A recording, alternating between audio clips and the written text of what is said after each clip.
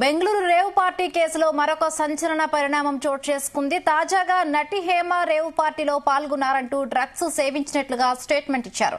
ఆమె MDMA drugs ను సేవించినట్టుగా ఆధారాలను సేకరించి అందుకు సంబంధించిన మెడికల్ రిపోర్టులను కూడా జత చేశారు. అయితే ఇప్పటికే ఈ కేసులో మొత్తం 88 మందిని పోలీసులు నిందితులుగా పేర్కొన్నారు. 1086 పేజీల ఛార్జ్షీట్ ను బెంగళూరు పోలీసులు దాఖలు చేశారు.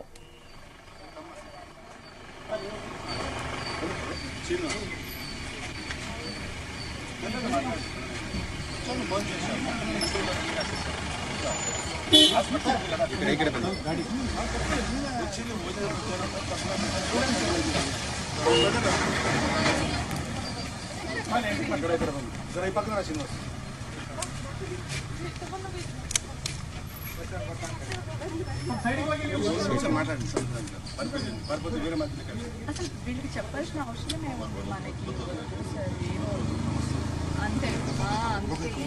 బెంగళూరు రేవ్ పార్టీ కేసులో మరొక సంచలన పరిణామం చోటు చేసుకుంది. తాజాగా నటి హేమ రేవ్ పార్టీలో పాల్గొన్నారంటూ డ్రగ్స్ సేవించినట్లుగా స్టేట్మెంట్ ఇచ్చారు.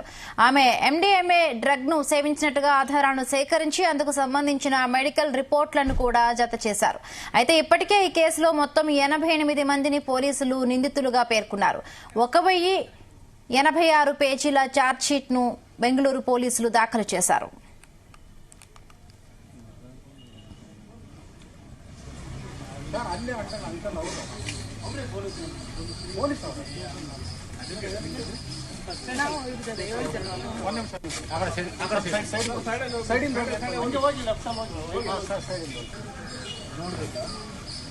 ಜೆರಾಕ್ಸ್ ಇದ್ರೆ ಕಳಿಸೋಣ ಸರ್. ಒಂದು ನಿಮಿಷ ಸೈಡಿಗೆ ಬನ್ನಿ.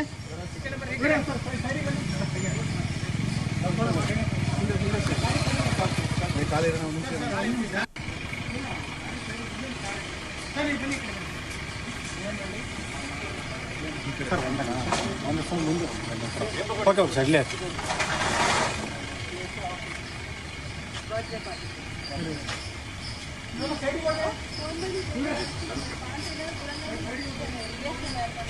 ಅವರು ತಮ್ಮ ಇದ್ದಾರೆ, ತಮ್ಮ ಇದ್ದಾರೆ, ಮಗ ಇದ್ದಾರೆ, ತಮ್ಮ చిన్న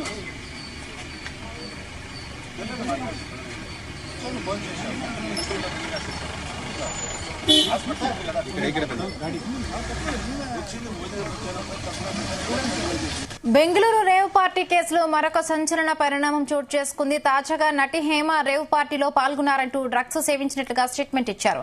ఆమె ఎండీఎంఏ డ్రగ్ ను సేవించినట్టుగా ఆధారాలను సేకరించి అందుకు సంబంధించిన మెడికల్ రిపోర్టులను కూడా జత చేశారు.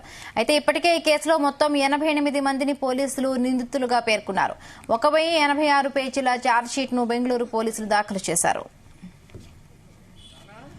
ಮಾತ್ರ ಕುಡಿ, ನಾವು ನಿಮ್ಮ ಬಾಯಿ ನೋಡ್ತೀವಿ. ಬನ್ನಿ.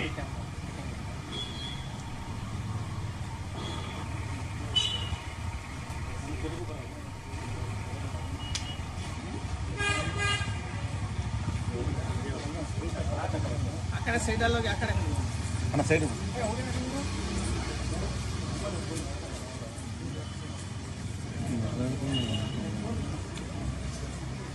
అన్నీ అంటాను అంతా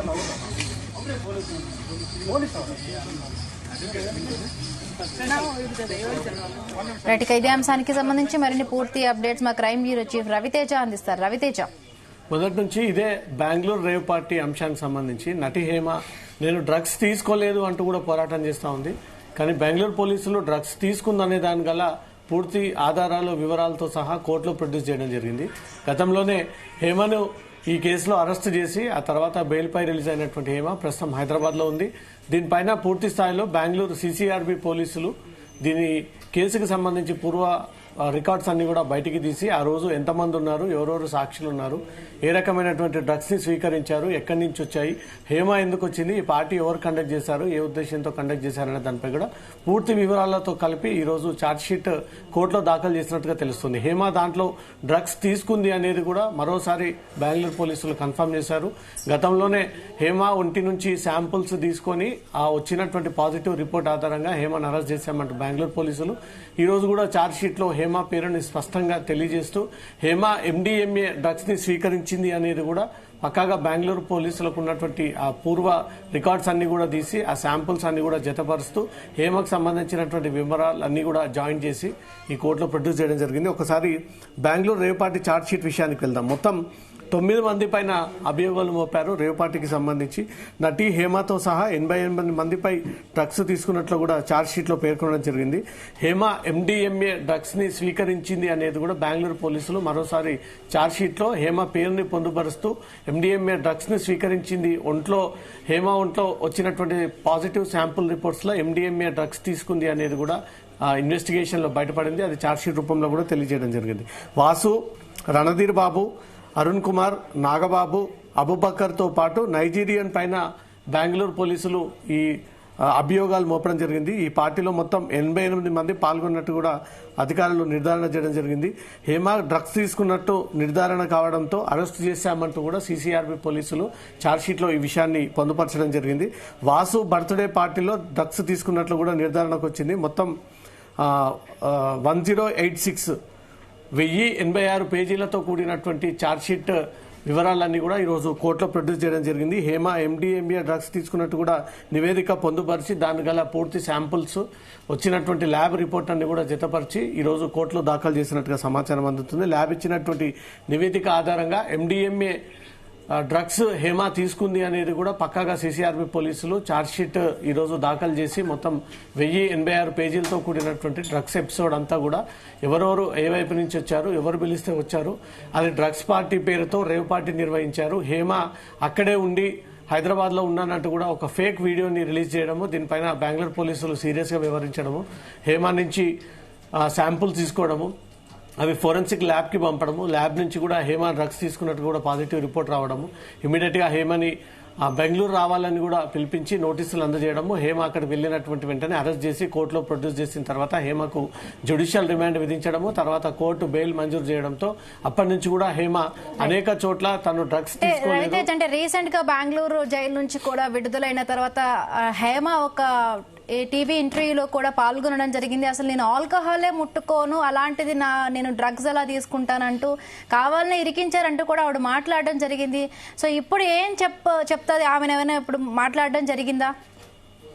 మొదటి నుంచి కూడా హేమ నేను ఆ పార్టీలో లేను అని ఒకసారి, ఉన్నా అని ఒకసారి, ఉన్నా కానీ నేను డ్రగ్స్ తీసుకోలేదని ఒకసారి, వెళ్ళింది నేను కాదు, నేర్ పాలిష్ చేసుకున్నటువంటి మహిళ వేరు, నేను వేరు అంటూ కూడా రకరకాలుగా కవర్ చేసుకునేటువంటి ప్రయత్నం చేసినప్పటికీ బెంగళూరు పోలీసులు చాలా స్పష్టంగా నమోదు చేసినటువంటి FIR లో కానీ ఛార్జ్షీట్ లో కానీ హేమ ఆ రోజు ఆ పార్టీలో ఉంది, పార్టీలో డ్రగ్స్ తీసుకుంది, రెడ్ హ్యాండెడ్ గా హేమతో పాటు మిగతా 88 మందిని అందరినీ పట్టుకున్నాము, డ్రగ్స్ శాంపుల్ తీసుకున్నాము, కొంతమందికి పాజిటివ్ వచ్చింది, 30 పైకి వ్యక్తులకు దాంట్లో పాజిటివ్ వచ్చింది. వాసు అనే బర్త్డే పార్టీతో ఈ రేవ్ పార్టీని నిర్వహించారనే దానిపై కూడా పోలీసులు ఈ ఆరోపణలు మోపుతూ కేసు నమోదు చేస్తూ ఈ విషయాలన్నీ కూడా ఈరోజు ఛార్జ్షీట్ లో పొందుపరచడం జరిగింది.